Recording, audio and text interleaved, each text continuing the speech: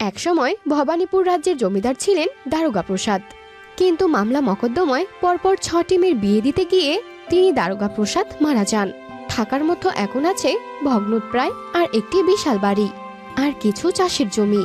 তার বড় ছেলে নিশিকান্ত চাষবাস করে আর ছোট ছেলে নিশিকান্ত লেখাপড়া শিখে শহরের সরকারি অফিসার। 2 ছেলের বিয়ে হয়ে গেছে। বড় বউ ঈশানী সাধারণ ঘরের মেয়ে ছিলেন আর ছোট বউ আনন্দী ছিলেন বেশ বড় ঘরের মেয়ে। হে কি, গত সপ্তাহে তো অনেকগুলো ঘি আনিয়েছিলাম, তাহলে সব ঘি শেষ, এখন ডালে ঘি দেব কি করে? ছোট ছোট। বলো। কি রে, এ কদিনে 1 কুয়া ঘি শেষ হয়ে গেল, তা এত ঘি কিসে ঢাললি? ভর্তা তো মাংস আনিয়েছিলেন তাই না? ভর্তা তো বললেন জমিয়ে মাংস রান্না করতে, তাই আমি সব ঘি ঢেলে দিয়েছি। আরে, এত বেহিসেবি হলে চলে? টানাটানির সংসার আমাদের, তার উপর আবার কত চাপ, বাজার করা, দাঁড় মেটানো, আর তুই দেখছি একের পর এক ঘি নষ্ট করে ছাড়ছিস। এত লম্বা হাত কিন্তু ভালো নয়। দেখো দিদি, এক ঘি ঢেলেছি বলে এত কথা শুনিও না। আমার বাপের বাড়িতে না এমন এক ঘি আমার চাকর বাকর খেয়ে ফেলতো, বুঝেছো? তোর বাপের বাড়িতে কি হতো না হতো সে কথা তুই আমায় শোনাচ্ছিস কেন? শোনাবো তো বটেই, শোনাবো তো বটেই, যেটা সত্যি সব সত্যি আমি বলবো।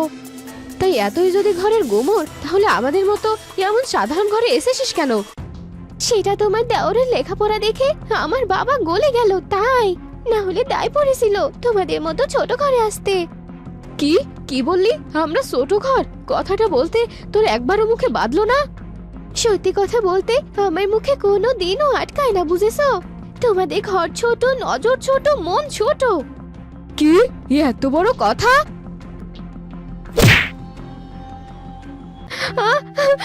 তুমি আমায় মারলে। কি হয়েছে? দিদি আমায় মেরেছে। আমি আর থাকবো না এখানে। আমার বাবা অনেক টাকা খরচ করে আমাকে বিয়ে দিয়েছে। বড় বউর হাতে মার খাবো বলে আমি আলাদা হয়ে যাব। কি হয়েছে বড় বৌমা? বলছি বলছি সব বলছি। এখন কি হবে মা? বউয়ের কথা শুনে যদি ছোট সত্যি সত্যি আলাদা হয়ে যায়? এত চিন্তা কেন করছিস বাবা? বউয়ের কথা শুনে শশী আলাদা হয়ে যাবে? না না, এমন ছেলে শশী না। তুই এখনই এসব নিয়ে এতটা ভেঙে পড়িস না বাবা। সব তোমার জন্য হয়েছে, সব তোমার জন্যই হয়েছে। যাও এক্ষুনি গিয়ে ছোট বউয়ের কাছে ক্ষমা চেয়ে এসো, যাও। আমাকে তুই ক্ষমা করে দে ছোট। দেখ, আসলে রাগের মাথায় আমি তো তোর বড় দিদির মতো। আর দিদি যদি রাগের মাথায় কিছু করে থাকে, তাহলে কি ছোট বোন ক্ষমা করে দিতে পারে না? না না, পারি না। যাও, তুমি নিজের ঘরে চলে যাও। তোমার সাথে আমি কোনো কথা বলতে চাই না। যাও যাও বলছি। 2 দিন বাদে শশীকান্ত বাড়ি এলে শশী তাকে সমস্ত কথা খুলে বলে। তারপর তারপর আমাকে বাবা মা তুলে কত কথা শোনালো, কত কত কথা। কেঁদো না নন্দী, আমি যখন এসে গেছি তখন একটা সমাধান করব। তুমি আর কি সমাধান করবে? সে তো মা বৌদির কথা শুনে গলে যাবে। তোমাকে আমি একটা কথা স্পষ্ট বলে দিচ্ছি, আমি কিন্তু এই বাড়িতে আর থাকবো না। আমি আলাদা হয়ে যাব যাব যাব। তুমি চলে সব হবে। শহরে তো আমার কোয়ার্টারটা ফাঁকাই পড়ে আছে, ওখানে আমরা নতুন করে সংসার পাতবো। কেঁদো না তুমি আনন্দী। মা, তোমার একটা কথা বলতে এলাম। হ্যাঁ বাবা, বল। দেখো, সংসারে যা ঘটছে তারপর তো এ বাড়িতে আমাদের আর থাকা যায় না। কি এসব কি বলছিস তুই? হ্যাঁ, ঠিকই বলছি। কাল সকালে আমি তোমার ছোট বৌমাকে নিয়ে শহরে চলে যাব। বাবা, আলাদা হয়ে গেলে লোকে কি বলবে? লোকের কথা আমি ধার ধারি না মা। আর সংসার? সেটা তোমার বড় বউ আর বড় ছেলে বুঝবে। দেখ শশী, তোর বাবা চলে যাওয়ার পর তোকে আর বড়কে নিয়ে একটা সংসার পেতেছিলাম আমি। এই বুকটা তুই এমন করে ভেঙে দিবি? টাকা করে কথা তো বলছো তুমি, তাই না? বেশ, আমি কিছু টাকা করে পাঠিয়ে দেব। টাকা পয়সায় কি সব? এই সংসারে কি তোর কোনো দায়িত্ব নেই রে বাবা? সে কথা তো আমি অস্বীকার করছি না মা, কিন্তু স্ত্রীর প্রতিও তো আমার একটা দায়িত্ব আছে। আজ ঘুটি ছুঁড়ে মেরেছে, কাল বটি ছুঁড়ে মারবে। আমার বইয়ের প্রতি লাঞ্ছনা আমি মেনে নিতে পারছি না। তাই তাই একবার যখন স্থির করেছি, কাল আমরা যাবই। এসব কথা বলিস না ভাই, বলিস না। ঠিক আছে, তোর বৌদি না হয় ছোটোর কাছে ক্ষমা চেয়ে নিচ্ছে। তার আর দরকার নেই দাদা। ছোট বউ আর বড় বউয়ের মুখ দেখতে চায় না। ব্যাস, সব জানিয়ে দিলাম।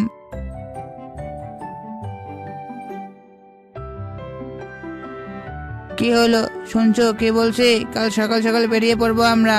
সব গুছিয়ে নাও। যা করার তুমি করে নাও, আমার কিচ্ছু ভালো লাগছে না। যা বাবা, এই তো আলাদা হওয়ার জন্য চিন্তা করছিল, এখন আলাদা হওয়ার কথা শুনেও কোনো খুশি দেখছি না। জানি না বাবা, এদের মনের কথা বোঝে কার সাথ দিই।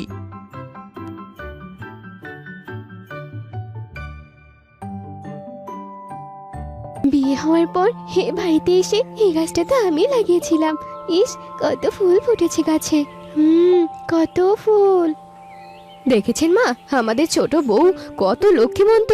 ঘরে পা দিতে না দিতেই কেমন দুধ উপচে পড়লো। আমি কিন্তু সংসারে কিছু জানি না দিদি, সবকিছু শিখিয়ে পড়িয়ে দেবে তো আমায়? নিশ্চয় দেব। আজ থেকে তুই যে আমার নিজের ছোট বোন। কি হলো আনন্দে, এত দেরি করছো কেন? আরে বেরিয়ে আসো, দেরি হলে যে পৌঁছতে পৌঁছতে রাত হয়ে যাবে। আনন্দে, আনন্দে শুনতে পাচ্ছ? এই আনন্দে, না না, গাড়িতে ওঠো, তাড়াতাড়ি করো, বড্ড দেরি হয়ে গেল। আমি আমি যেতে পারবো না গো, আমি যেতে পারবো না। কে বলো যেতে পারবে না মানে? আমি আমি বড় ঘরের মেয়ে। আমাদের বাড়িতে না অনেকগুলো ঘর, কিন্তু আমি এ বাড়িতে এসে সত্যিকারের ভালোবাসা পেয়েছি। অনেক লোক না হলেও আমি মাকে পেয়েছি, দাদাকে পেয়েছি, দিদিকে পেয়েছি। এদের সবাইকে ছেড়ে শহরের ওই অন্ধকারের কোয়ার্টারে যে আমি একা একা থাকতে পারবো না। আমাকে তুমি ক্ষমা করে দাও, ক্ষমা করে দাও। তাহলে তুমি যাবে না বলছো? না মা, আমি তোমাদের ছেড়ে কোথাও যাব না, কোথাও না। বড় দিদি, এ বাড়িতে যখন আমি প্রথম এসেছিলাম, তখন তখন তুমি আমায় গাল টিপে দিয়ে বলেছিলে আমি তোমার ছোট বোন। ছোট বোনকে নিজের মতো করে গড়ে নিতে পারবে না দিদি। দেখ দেখ শশী, আমার ছোট বউ শুধু নিজের মুখেই বড় ঘরের মেয়ে বলে দাবি করে। ও আজ দেখিয়ে দিল সত্যি সত্যি ও বড় ঘরের মেয়ে। বড় ঘরের মেয়ে না হলে এত বড় মন হয় কি করে? এত বড় মন হয় কি করে? বড় বৌমা, আজ আবার নতুন করে বরণডালা সাজাও। বড় ঘরের মেয়েকে আজ আবার নতুন করে ঘরে তুলতে হবে।